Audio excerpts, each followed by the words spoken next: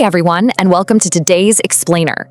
I am absolutely thrilled to be your guide today as we explore a foundational topic that shapes, well, literally everything we do. If you're currently preparing for your exams, whether that's your BA Semester 1, your MA, UPSC, UGC NET, or really any other competitive exam, you are in exactly the right place. And hey, even if you just have a curious mind and want to understand how human society ticks, you're going to get a lot out of this. Today, we're taking a really close look at Sociology Chapter 5, which focuses entirely on culture. We're going to break this giant concept down into clear, super easy to understand components, so grab a coffee, make yourselves comfortable, and let's get started on analyzing the invisible forces that shape our entire lives.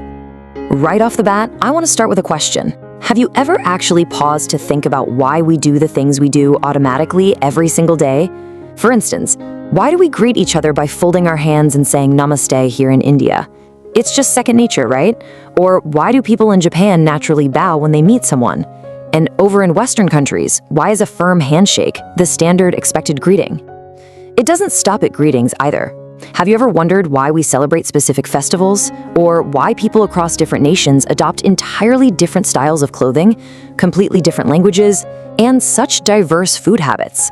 What exactly is this massive, overarching, invisible power that completely dictates how a human thinks, speaks, and lives? Well, the answer to all of those questions is culture. It's basically the ultimate framework of our existence, and that is precisely what we're unpacking today. Here is our quick roadmap for today's analysis. We'll be covering what is culture, the elements of culture, material and non-material types, characteristics, and finally, culture in life. Section 1. What is culture? When we really look at the meaning of culture from a sociological perspective, what's truly fascinating is just how comprehensive it is. A lot of people hear the word culture and just think of classical art or traditional music, but it's so much more than that. It is the complete way of life. And I want you to notice the two absolute crucial actions in our definition here. It is something a human learns by living in society, and it's something we pass on to the next generation. You see, you aren't born with culture hardwired into your DNA.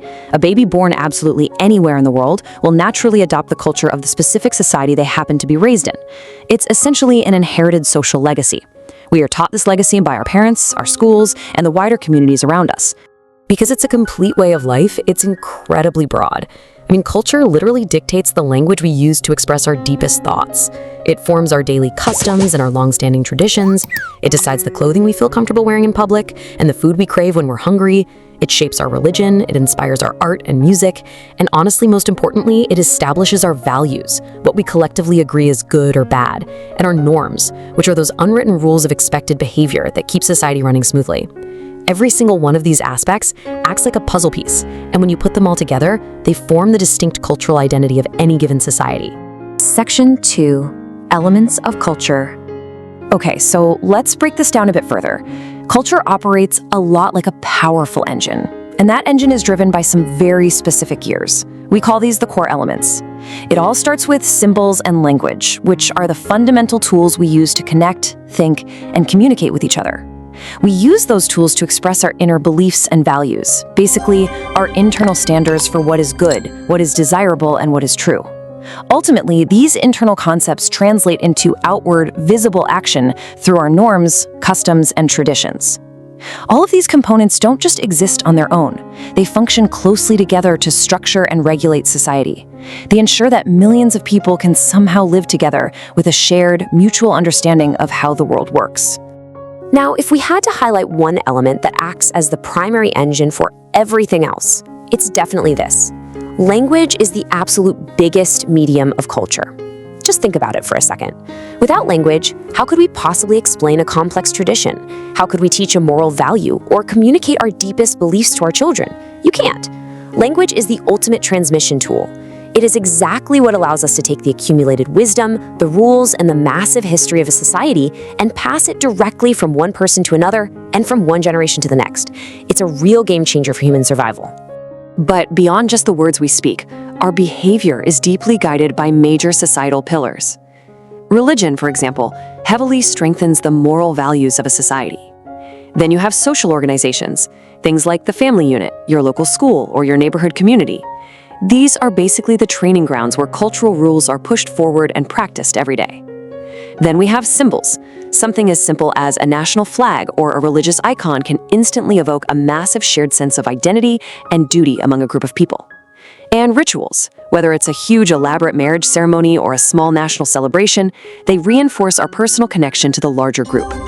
Working together, all these institutions establish the firm boundaries for what is considered right and wrong, or proper and improper, in our daily lives. Section 3.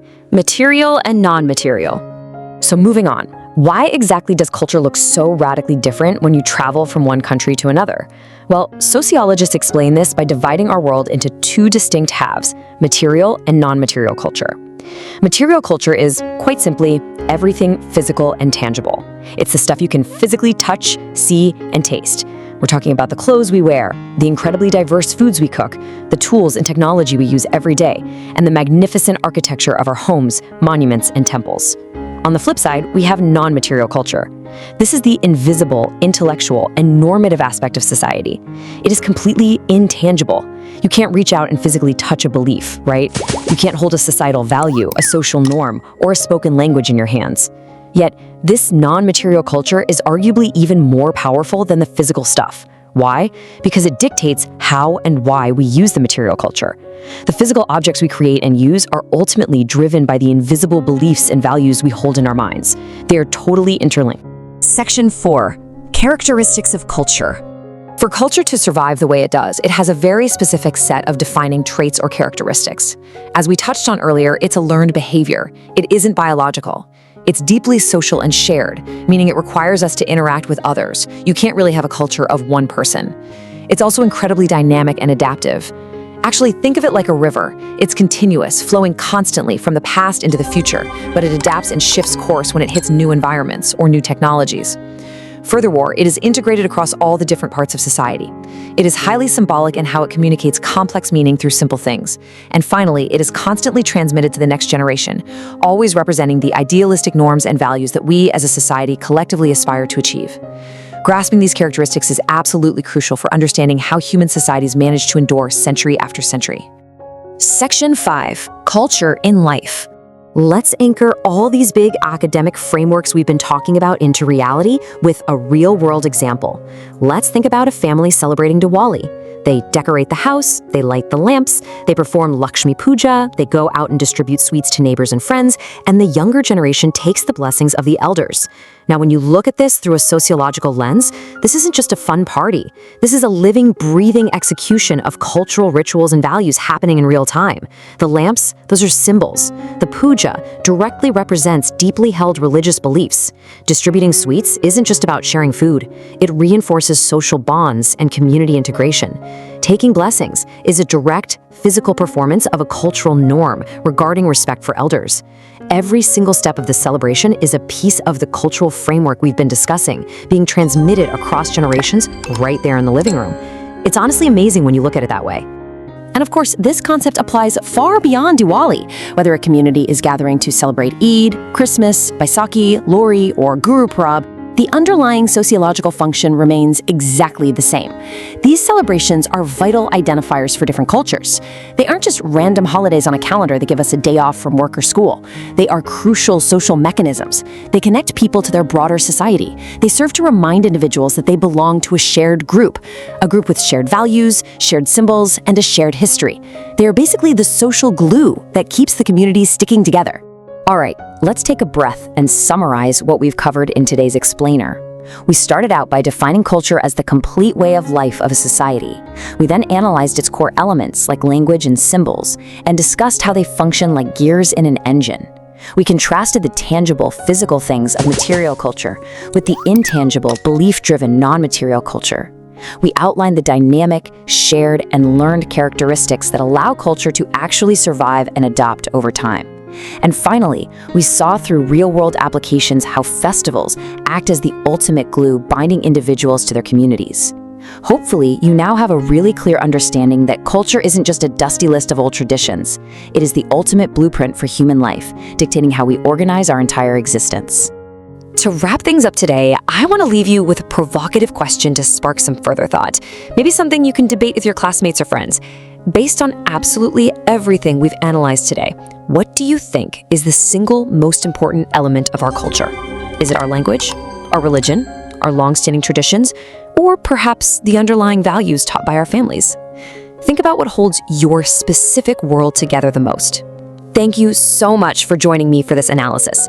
Keep observing the fascinating social world around you, and I look forward to exploring more amazing sociology topics with you next time.